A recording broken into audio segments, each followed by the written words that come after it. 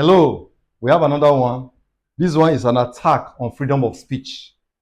Yeah, this one borders on one justice, Mark Chidebere. He's a blogger, he's an activist, he's a public commentator. He was arrested. He made a viral post on the 18th or so of April concerning the Nigerian Army, how they are being treated. We all know this. We are aware of this, whether police or army. We know that the government of the day treat them like trash. So there's nothing new about what Justice Crack posted concerning the condition of the army or the police, whichever way. Is it not recently persons, Nigerian activists, helped police to protest just for them to, now that they are retired, so they will get their benefits? So you can see what is happening. So the story is Justice Crack Chidebere posted a video that was sent to him by Nigerian Army. Nigerian Army, the low ranks, now the ones in the feed. This is how they feed us. This is what they give to us to eat. He posted it and the video went viral. Immediately, Nigerian Army kidnapped Justice Crack. When I mean kidnapped, they kidnapped him. And you know, they don't have the right to do that. Army cannot, in the law of Nigeria, they don't have the right to do that to any citizen. Any citizen. They have no business. They ought to have used police. It is only police that can make such arrests. Only for them to kidnap him. They didn't know, there was no statement by the army. Justice Crack was declared missing. Nigerians were looking for Justice Crack. People were posting his pictures everywhere.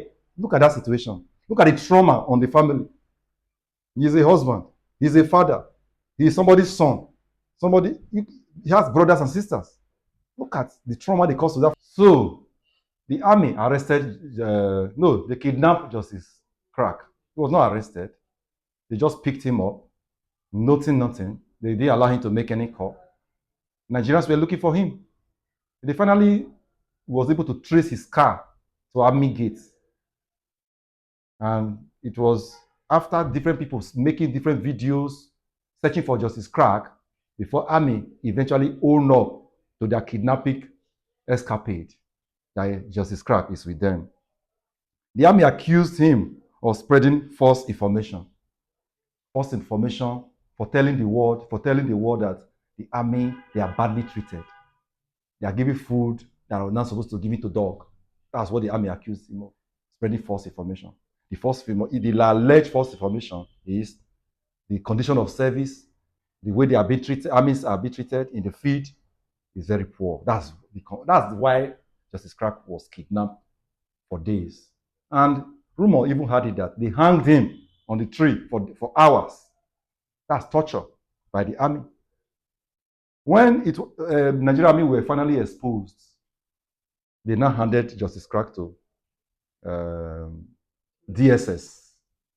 Still the same brigandage going on in Nigeria. DSS finally took the matter to court. So to cut the long story short, there have been other matters that happened along the line, trying to effect bail. It didn't work out, and quarrels upon quarrel. But today, Justice Crack has finally been granted bail. In quote, because the condition of this bail that was granted is kind of stringent. It's not something his lawyer can meet now. So when you see it on this post that Justice Crack has been granted bail, he's still in detention though, until that bail condition has been perfected before Justice Crack will be allowed to go back to his family. The point of this video is this. Nigeria have to rise up. Nigerians have to wake up. If you are aware, this same government in power now, in 2012, they declared a national protest. They were not harassed by anybody. They said a lot. This same government in power, I remember, they came up with a coffee that Jonathan is dead. They came up with a lot of things why Jonathan was president. Try that today. You'll be arrested, taken to court like they took Showore to court. They call it cyberbullying on the president. If you speak against the president today, you can be arrested and taken to court for it. It didn't start in this APC regime, this Tinubu regime. Buhari regime has been doing it. So there is an attack on free speech.